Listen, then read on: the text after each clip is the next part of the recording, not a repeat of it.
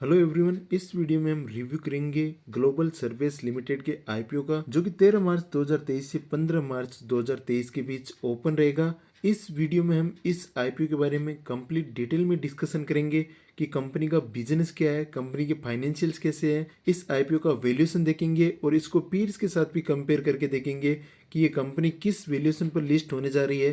Company जिस valuation पर list हो रही है वो कंपनी का सही वैल्यूएशन है या नहीं है। और इसके बाद हम इस आईपीओ का ग्रे मार्केट प्रीमियम भी देखेंगे, जिससे हमें पता चलेगा कि आईपीओ की लिस्टिंग पर कितना लिस्टिंग गेन हो सकता है। और अंत में मैं बात करूंगा कि इस आईपीओ में आपको अप्लाई करना है या नहीं करना। अप्लाई करना है तो किस प्रकार अप्लाई करना है, लॉन्ग टर्म के लिए अप्लाई करना है या आपको केवल लिस्टिंग गेन के लिए अप्लाई करना है, तो कंप्लीट डिटेल में डिस्कशन करेंगे। वीडियो में अंत तक बने रहिए। सबसे पहले दोस्तों कंपनी के बिजनेस की बात करें तो कंपनी की शुरुआत हुई थी 1991 में। ये कंपनी नेचुरल स्टोन्स को प्रोसेस करती है और इंजीनियर्ड क्वार्टर्स को मैन्युफैक्चर करती है। तो दोस्तों कंपनी का जो मेनली बिजनेस है वो स्टोन से रिलेटेड है। स्टोन को ये प्रोसेस करती है और स्टोन से रिलेटेड अलग अलग प्रोडक्ट को ये मैन्युफैक्चर करती है, जैसे कि दोस्तों मार्बल हो गया, लाइम स्टोन हो गया, ग्रेनाइट हो गया। तो इस प्रकार दोस्तों ये कंपनी स्टोन से बनने वाले प्रोडक्ट को मैन्युफैक्चर करती है। और इसके मेन यूनिट्स की बात करें तो इस कंपनी के पास दो यूनिट है, जो कि दोस्तों जयपुर राजस्थान में है। एक इसकी मैन्युफैक्चरिंग यूनिट बगरू जयपुर में है और एक इसकी unit Mahindra world city says Jaipur Rajasthan में है। तो इस प्रकार राजस्थान में इसकी दो यूनिट्स है जहां पर ये स्टोन को प्रोसेसिंग करती है और उससे रिलेटेड अलग अलग प्रोडक्ट्स को मैन्युफैक्चर करती है। तो इस प्रकार दोस्तों इस कंपनी का जो मेन बिजनेस है वो स्टोन से रिलेटेड है। स्टोन से रिलेटेड अलग अलग प्रोडक्ट को ये मैन्युफैक्चर करती है। अब हम दोस्तों इस कंपनी के फाइनेंशियल्स की बात करें तो इस कंपनी के फाइनेंशियल्स भी अच्छे हैं। कंपनी की टोटल असेट्स में 31 मार्च 2020 से लेकर 30 सितंबर 2022 तक ग्रोथ देखने को मिली है, जहां पर 31 मार्च 2020 को इस कंपनी की टोटल असेट्स 128.73 करोड़ रुपए थी, जो कि 30 सितंबर 2022 को बढ़कर 280.20 करोड़ रुपए हो गई है। तो इस प्रकार दोस्तों ओवरऑल टोटल असेट्स में ग्रोथ देखने को मिली है। टोटल रेवेन्यू भी दोस्तों कंपनी का अच्छा है। 31 मार्च 2020 को 165.78 करोड़ रुपए का टोटल रेवेन्यू था, जो कि 31 मार्च 2022 को 198.36 करोड़ रुपए का हो गया। और जो लेटेस्ट क्वार्टर के रिजल्ट आए हैं उसमें भी दोस्तों कंपनी ने अच्छा रेवेन्यू जनरेट किया है 99.25 करोड़ रुपए का। प्रॉफिट आफ्टर टैक्स की बात करें तो कंपनी का प्रॉफिट आफ्टर टैक्स भी अच्छा है। 31 मार्च 2020 को 20.96 करोड़ रुपए का प्रॉफिट आफ्टर टैक्स था, यानी नेट प्रॉफिट था, जो कि 31 मार्च 2022 में बढ़कर 35.63 करोड़ रुपए हो गया। और लेटेस्ट क्वार्टर में भी कंपनी का नेट प्रॉफिट अच्छा है 13.59 करोड़ रुपए। नेट वर्थ भी कंपनी का लगातार बढ़ रहा है। और रिजर्व एंड सरप्लस की बात करें तो दोस्तों रिजर्व एंड सरप्लस भी कंपनी के पास अच्छा है। टोटल बोरोइंग्स भी कंपनी की कभी घट रही है कभी बढ़ रही है, लेकिन दोस्तों ओवरऑल बोरोइंग्स कंपनी की डिसेंट है। कोई ज्यादा बड़ा इश्यू नहीं है बोरोइंग्स का। जिस प्रकार के कंपनी के फाइनेंशियल्स है उसके अकॉर्डिंग टोटल बोरोइंग्स डिसेंट है, तो ये कंपनी के लिए ज्यादा बड़ा इश्यू नहीं है। तो ओवरऑल दोस्तों कंपनी के फाइनेंशियल्स अच्छे हैं। इसके बाद दोस्तों आईपीओ लाने के ऑब्जेक्ट्स की बात करें तो कंपनी ने यहाँ पर पहला ऑब्जेक्ट बताया है कैपिटल एक्सपेंडिचर रिक्वायरमेंट को पूरा करना चाहती है, जो कि यूएई में मैन्युफैक्चरिंग फैसिलिटी को सेटिंग अप करने से रिलेटेड है। और यहाँ पर इस कंपनी की जो एग्जिस्टिंग सब्सिडरीज है उसमें भी ये कंपनी इन्वेस्टमेंट करना चाहती है, इसलिए कैपिटल एक्सपेंडिचर रिक्वायरमेंट है तो उसको पूरा करना चाहती है। और जनरल कॉर्पोरेट पर्पज के लिए इस आईपीओ को लाया जा रहा है। इसके बाद दोस्तों इस आईपीओ की इंपॉर्टेंट डिटेल्स की बात करें तो ये आईपीओ ओपन रहेगा 13 मार्च से 15 मार्च 2023 के बीच। इस आईपीओ का जो प्राइस बैंड है वो 133 रुपए से 140 रुपए पर शेयर है। और यहाँ पर जो लॉट साइज है वो 100 शेयर्स का है, यानी एक लॉट में आपको 100 शेयर्स मिलेंगे। और इस आईपीओ का जो इश्यू साइज है वो 154.98 करोड़ रुपए है। और इसमें से 77% प्रेस इश्यू है और 23% ओपर फॉर सेल है। तो यहाँ पर दोस्तों प्रेस इश्यू भी अच्छा है।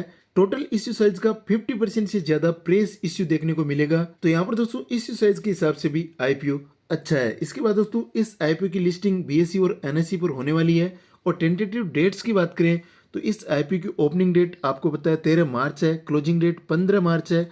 और इसके बाद दोस्तों इस आईपीओ का अलॉटमेंट होने वाला है 20 मार्च को। इस आईपीओ का रिफंड होगा 21 मार्च को। और इस आईपीओ में अगर आपको अलॉटमेंट हो जाता है तो 22 मार्च को आपके शेयर्स को क्रेडिट कर दिया जाएगा।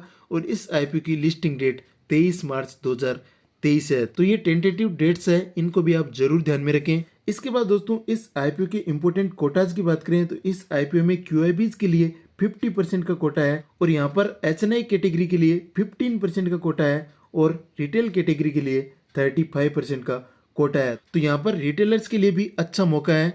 इसके बाद दोस्तों इस आईपीओ में लॉट साइज की बात करें तो रिटेल कैटेगरी से मैक्सिमम 14 लॉट अलाउ किए गए हैं, जिसमें आपको 1400 शेयर मिलेंगे। SHNIs के लिए यहाँ पर 15 लॉट है जिसमें 1500 शेयर मिलेंगे और यहाँ पर BHNIs के लिए 72 लॉट्स है जिसमें 7200 शेयर मिलने वाले। तो इस प्रकार दोस्तों इस आईपीओ में आप अलग अलग कैटेगरी से एप्लीकेशन लगा सकते हैं। इसके बाद दोस्तों इस आईपीओ के वैल्यूएशन पर नजर डालें तो इस कंपनी का करंट ईपीएस है 10.52 जो कि दोस्तों फाइनेंशियल ईयर 2022 का है। इस कंपनी का पी रेशियो है ऑलमोस्ट 13 के आसपास और इस कंपनी का रिटर्न ऑन नेटवर्थ है 32.51 और इस कंपनी का ROCE है 20.85 जो कि दोस्तों बहुत ही शानदार है और इस कंपनी का डेट टू इक्विटी रेशियो है 0.28 जो कि एक अच्छा फिगर है, यानी दोस्तों डेट भी कंपनी का अंडर कंट्रोल है। अब हम दोस्तों इस कंपनी को इसकी पीयर के साथ कंपेयर करें तो ही हमें यहाँ पर पता चलेगा कि कंपनी सही वैल्यूएशन पर लिस्ट हो रही है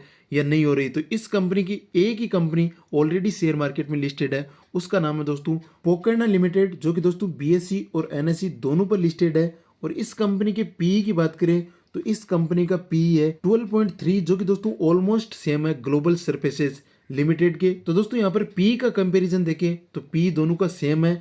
ROCE को देखें तो दोस्तों ROCE इस कंपनी का थोड़ा सा कम है। वहां पर दोस्तों हमने देखा था कि ROCE 20.85 के आसपास था और यहाँ पर इस कंपनी का जो ROCE है वो 17% है। इस कंपनी का ROCE कम है। ROE की बात करें तो यहाँ पर इस कंपनी का ROE है 19.4% जो कि दोस्तों अगेन ग्लोबल सर्विसेज के कंपैरिजन में कम है। उसका ROE 32% से भी ऊपर था। तो यहाँ पर दोस्तों कमाई के मामले में यानी अर्निंग के मामले में ग्लोबल सर्विसेज लिमिटेड पोकर्ना लिमिटेड से आगे है। और दोस्तों शेयर प्राइस को कंपेयर करें तो पोकर्ना लिमिटेड का शेयर अभी ट्रेड कर रहा है 299 पर यानी 300 रुपए के आसपास है और ग्लोबल सर्विसेज लिमिटेड लिस्ट होने जा रही है 140 रुपए के आसपास।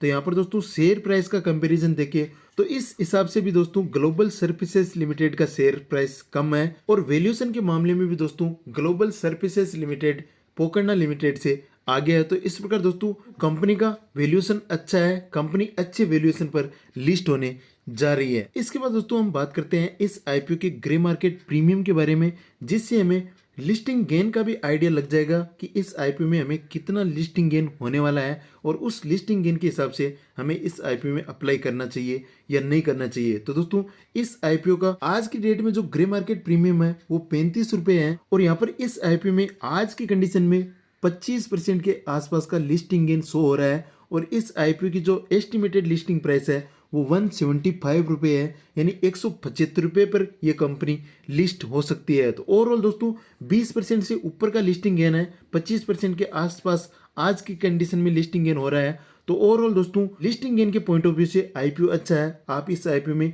लिस्टिंग गेन के लिए जरूर अप्लाई कर सकते हैं। कंपनी का वैल्यूएशन भी अच्छा है, आईपीओ की ग्रे मार्केट में डिमांड भी अच्छी है। तो आप इस हिसाब से इस आईपीओ में जरूर अप्लाई करें, इसमें आपको अच्छा लिस्टिंग गेन देखने को मिलेगा। अब हम दोस्तों बात करते हैं कि इस आईपीओ में आपको लॉन्ग टर्म के लिए अप्लाई करना है या नहीं करना। लिस्टिंग गेन के लिए तो आप इस आईपीओ में जरूर अप्लाई कर सकते हैं, उसमें कहीं कोई दिक्कत नहीं है। लेकिन दोस्तों आप लॉन्ग टर्म के लिए भी इस कंपनी में अप्लाई कर सकते हैं। इस कंपनी का वैल्यूएशन अच्छा है, पीयर्स के कंपैरिजन में भी कंपनी अच्छी है। तो लॉन्ग टर्म में भी दोस्तों इस कंपनी में आपको अच्छा रिटर्न देखने को मिल सकता है। तो आप अगर लॉन्ग टर्म प्रोस्पेक्ट से इस कंपनी में इन्वेस्टमेंट करना चाहते हैं तो वो भी दोस्तों आप बेझिझक कर सकते हैं। कंपनी के फाइनेंशियल्स भी अच्छे हैं, कंपनी की ओवरऑल रिपोर्ट अच्छी है और यहाँ पर कंपनी का जो वैल्यूएशन है वो बहुत ही शानदार है। तो इस हिसाब से दोस्तों आप लॉन्ग टर्म के लिए भी इस कंपनी को कंसिडर कर सकते हैं। बाकी दोस्तों किसी भी प्रकार का लॉन्ग टर्म इन्वेस्टमेंट या शॉर्ट टर्म इन्वेस्टमेंट करने से पहले आपको अपने फाइनेंशियल एडवाइजर की सलाह जरूर लेनी चाहिए और उसी के बाद दोस्तों आपको किसी भी कंपनी में शॉर्ट टर्म या लॉन्ग टर्म के लिए इन्वेस्टमेंट प्लान करना चाहिए। तो इस प्रकार दोस्तों इस वीडियो में इतना ही। अगर आपको ये वीडियो पसंद आया तो वीडियो को लाइक करें, अपने दोस्तों के साथ शेयर करें। इस चैनल पर नए हैं तो चैनल को सब्सक्राइब करने के साथ साथ बेल नोटिफिकेशन को ऑन करें ताकि इस प्रकार के वीडियोस का नोटिफिकेशन आपको मिलता रहे। चलिए मिलते हैं आपसे अगली वीडियो में, तब तक के लिए जय हिंद, कीप लर्निंग।